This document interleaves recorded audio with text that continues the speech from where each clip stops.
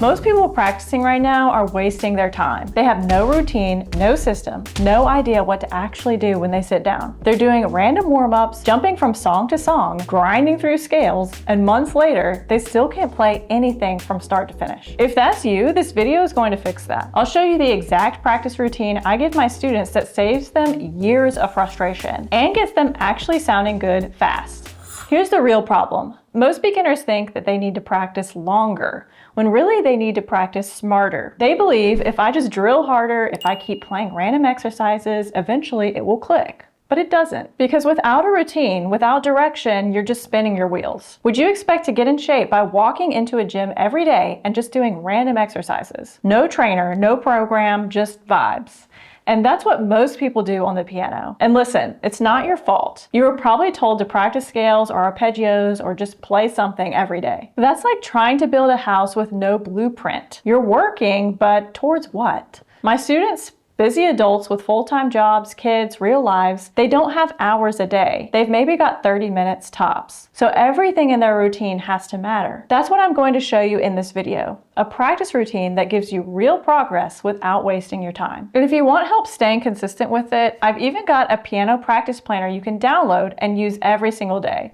Comment practice planner below and I'll send it to you. Now, before we get into the practice routine, I have a few important things to say. Consistency is more important than duration. Practicing piano once a week for an hour is almost worthless. It feels like you did something, but your brain forgets most of it by the next session. So what actually works? Showing up more often, even if it's just 10 minutes. It's not about how long you sit at the piano, it's about how often you sit at the piano. Your brain doesn't lock in skills from long, exhausting sessions. It locks them through repetition and through the space between those reps. This is backed by tons of research on how we learn best. If too much time passes between your practice sessions, your brain kind of resets. You're not building, you're restarting over and over again. That's why so many people say, I've been playing piano for a year, but I'm not getting any better. And when I ask what they actually do each week, it's usually one long practice session or none at all. Here's the truth. You don't rise to the level of your goals, you fall to the level of your systems. Now, does that mean you should only practice 10 minutes a day? No. If you've got time, use it. If today's a normal day and you've got 30 or 45 minutes, amazing, do that. But if you're busy, if life is chaotic and all you can squeeze in is 10 minutes, show up anyway. Even a short practice keeps your progress alive. It keeps your brain connected to what you're learning, because the more often you show up, the more progress you feel. And that feeling, even just a little, is what keeps you going.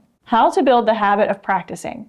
All right, so now that we've got the why behind consistent practice, let's talk about how to actually make it happen. Because if you're waiting until you feel like it, you're probably going to skip it. This is where we bring in some real habit building psychology. Simple, practical stuff that works. Here's the first one, habit stacking. Attach your piano practice to something you already do. For example, after I make coffee, I sit down at the piano. After I walk the dog, I play for 10 minutes. After dinner, I play one song. You're using an existing habit as your anchor. Next, set up your environment.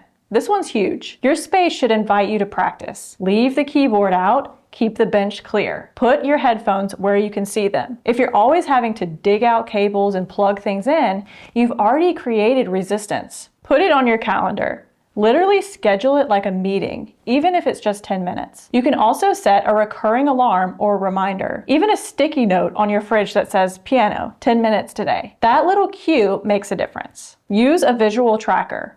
Print out a habit tracker. Use a whiteboard. Cross off every day you practice. It's satisfying to see that streak build, and it motivates you to keep going. Download my free piano practice planner to help you keep track. Comment practice planner below. Make it a vibe. Light a candle, make a cozy corner, play your favorite song when you finish. Make the whole experience feel good, and you'll want to come back to it. And most importantly, shift your identity. Say this to yourself. I'm the kind of person who practices piano every day. Not perfectly, not 4 hours, but consistently. That's who you are now. And that one shift, that identity, will carry you further than any burst of motivation ever could. Now, let's get into the practice routine. Purposeful warm-ups. Most people think warm-ups equals scales, 5-finger exercises, drills that feel like middle school band class. But here's the truth. If your warm-up doesn't relate to what you're about to practice, it's kind of a waste of time. Instead, your warm-up should set the tone for your actual session. It should prep your brain and your hands for what's coming. So here's a simple way to figure out what you should be doing. When I teach my students inside my program, I guide them through 3 phases. The goal is to help you get to playing your favorite songs faster. Here's examples of warm-ups my students would do depending on what phase of the system they're in. Phase 1 is the solidify section. This is where you're learning your chords. You're just starting out, building the muscle memory to go from C to G to A minor to F, without pausing or panicking. Your warm-up here should be chord transitions. Literally just switching between chords smoothly, staying relaxed. One of my favorite warm-ups for them at this stage is the chord ladder. Practice your chords moving up the piano like this with C major.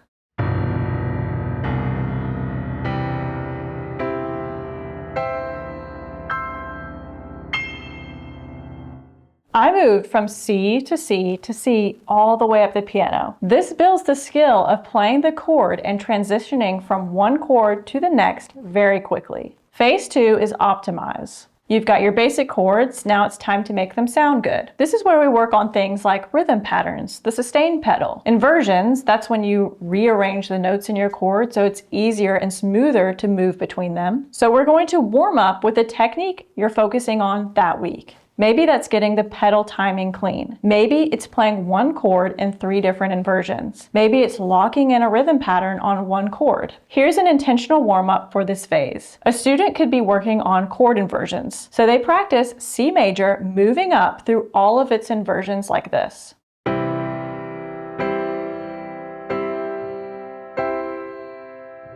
Phase 3, navigate. This is where we bring in melody of songs. The actual notes you recognize from your favorite songs. You'll be reading lead sheets. You'll play with both hands, and yes, this is when scales become important to them. Warm up with a 1-octave scale in the key of your song. For example, if the song you're learning right now is in the key of G major, then warm up with the G major scale.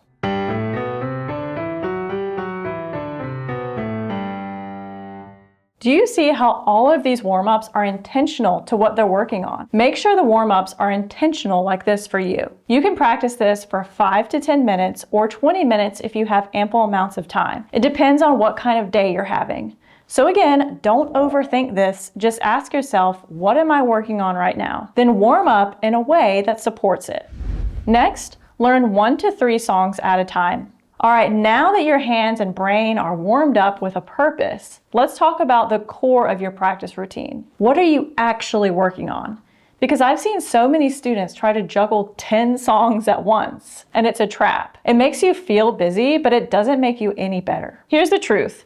You'll make way more progress focusing on 1 to 3 songs at a time, max. That gives your brain the focus it needs to actually master something. And it's way less overwhelming. Now here's the part most people skip.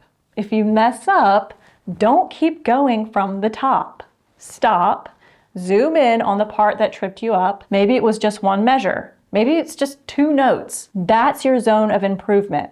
So repeat it, hands separate if you need to, and build it back up. Otherwise, what happens is you're just reinforcing your mistakes. You're training your fingers to mess up in the same place every time, and that's why people say, I'm stuck, or why am I not getting better? It's because they're not fixing the problem, they're just replaying it. So you don't just play through your songs top to bottom on repeat. Practice like a surgeon.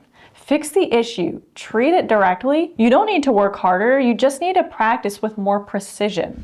Next is build your repertoire.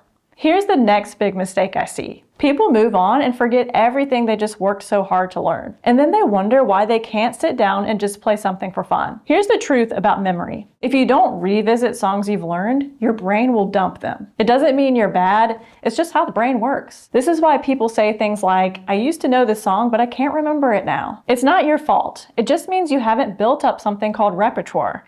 The set of songs that stay in your hands. Repertoire doesn't happen by accident. It's built with intention. So here's what to do. Every week, or even every few days, just spend 5 or 10 minutes reviewing old songs. Pick 1 or 2 songs you've already learned and just play through them. It doesn't have to be perfect. The goal is to just remind your brain and fingers, hey, don't forget this. And if there's a part that's shaky, take a minute and tighten it up. That's it. That's the habit. Because over time, those songs become second nature. They stay in your hands, and that's when piano becomes really fun, when you can just sit down and play without thinking. So don't skip this step. You didn't work that hard to learn a song just to forget it. Let me guess, you've probably told yourself things like, I'm just not consistent enough. I always fall off track. I don't have time. Maybe I'm not cut out for this. I hear that all the time, and I used to believe it too. But here's what I've learned and what I teach all of my students. You're not unmotivated or lazy, and you're definitely not too late. You've just never been shown how to build a piano routine that actually works with your life instead of against it. Most people try to brute force their way into motivation. They say, okay, I'm gonna start practicing an hour a day. And then life happens, work, family, stress, and that hour never comes. So they miss a day, then a week, and suddenly they think they failed. But you haven't failed. The plan failed. The truth is, piano doesn't require perfection. It just requires momentum. You don't need to practice every day for an hour.